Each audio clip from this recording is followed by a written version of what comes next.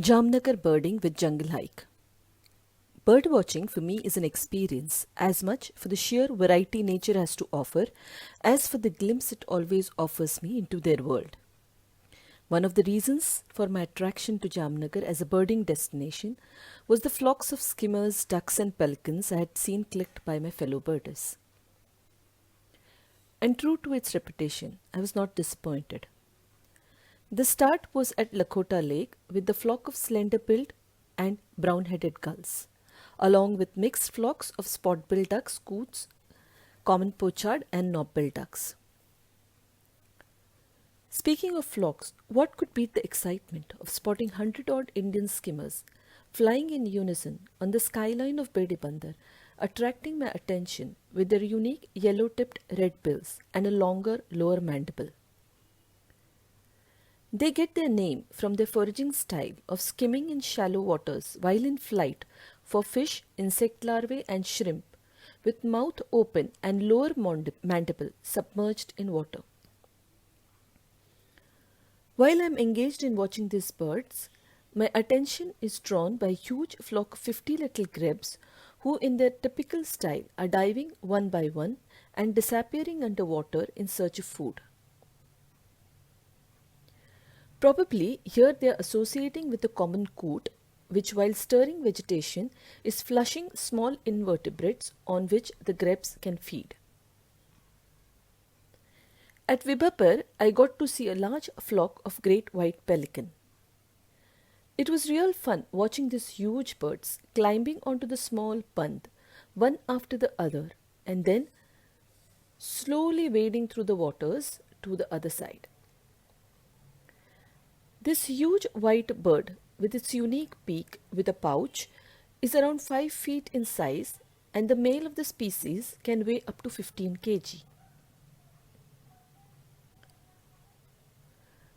This one bird was a must-see on my list of Jamnagar, and I was not disappointed. There was no other way to capture this flock than in wide angle. Yes, this black and white wader is the crab plover, with a stout black bill and long bluish grey legs, which to me from a distance appeared magically white.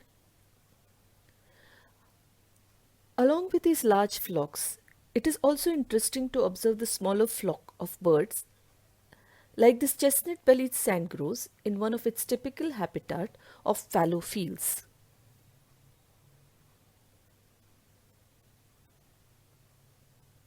Also, this pair of greater flamingos wading majestically through the waters.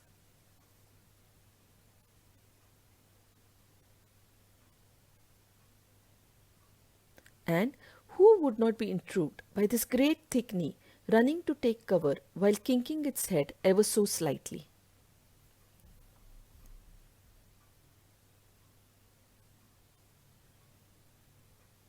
Each bird has its own diet and its own typical style of foraging. On this trip, I expected to see sandlarks and found them.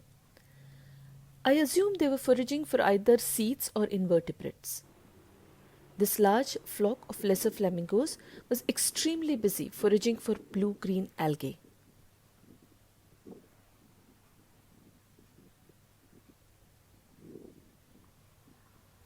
The greater flamingo feeds with its head and often most of neck completely underwater. While walking along steadily, it also treads ground to loosen surface and bring out prey.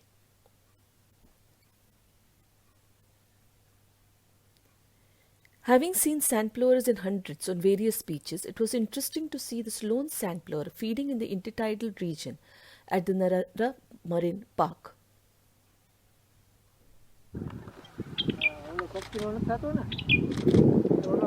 I could not resist filming this white-eared bulbul going upside down to feed on the fruits while showing off its yellow vent. The great white pelican mainly eats fish. It needs around 1 kg of fish every day. A group of 6 to 8 great white pelicans gather in a horseshoe formation in water to feed together. They dip their bills in unison, creating a circle of open pouches, ready to trap every fish in the area. As seen here, Most feeding is cooperative and done in groups, especially in shallow waters where fish schools can be corralled easily. थोड़ा आगे ले लो अपना गाड़ी. A very important activity in the life of birds is preening. Preening is a maintenance behavior where they use the beak to position feathers, interlock feather barbules that have been separated, clean plumage, and keep ectoparasites in check.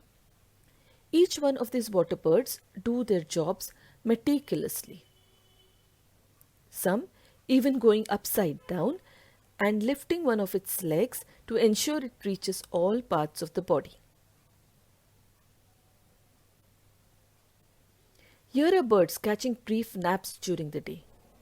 Must be conserving their energy after an activity of feeding. Conserving energy is important, and hence to stop loss of heat, the part of the body which does not have feathers, like the beak and legs, is many a time tucked into the feathers while sleeping. The water birds float on water as they sleep and look like a floating tire. Advantage of sleeping in water is splashes and waves in the water can serve as warning of a predator's approach. As I observed this behavior of birds blinking their eyes in sleep mode, I was wondering how these birds can sleep with their eyes open and found a blog which explains that in the unihemispheric slow wave sleep pattern, only half of the bird's brain is at rest, while the other half is alert for predators and other threats. Here is one more interesting aspect of bird life. This is the graceful mating ritual of the spot-billed duck.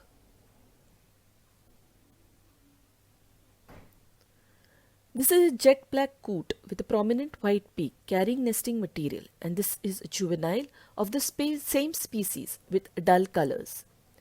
This is nature's way of trying to keep the young camouflaged. As I observe birds, there are some behaviors I don't understand completely. Like this crab plover, busy scratching its beak. Is it trying to clean its beak after a meal? Or is it just feeling itchy and can't stop scratching? This greater cormorant plucking leaves off the ashoka tree on which it was roosting. And what is this rose-ring parakeet up to? Though I did not quite understand whether it was feeding or getting fed, it was fun to watch its partner emerge to fly off together. A big thank you to Junglehike Tours, Avinash Bhagat and Clara, along with our local guide Chetan Bhai, for sharing their knowledge and for a great trip. Thank you.